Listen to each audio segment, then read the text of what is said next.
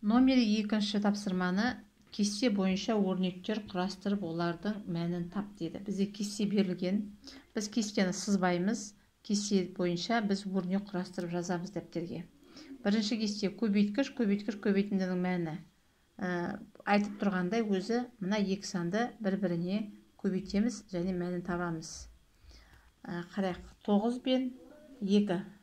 Тігінен жүреміз, балалар бай, тігінен орындаймыз. Көлденең түсіп кетпейміз, тігінен жүреміз. Бірінші 9 пен 2.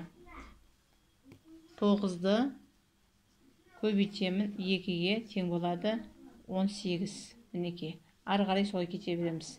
7-ні көбейтемін 2-ге дегендей. Мінекей, тігінен жүреміз. 9-ді 2-ге өтемін, 7-ні 2-ге өтемін, 10-ды 3-ге өтемін. Мына жерге мәні тең болатынын жазып шығамын. Енді мына жер екінші кестеде бөлінгіш, бөліндінің мәні. Бұл жерде біз не істейміз енді? Бөлеміз. 18-ді 9-ға бөлеміз. Екінші баған 18-ді бөлемін 9-ға тең болады 2. Мінекей. Келесі 18-ді 6-ға бөлемін тең болатынын жазамыз сосын. Осылай орындап шығамыз.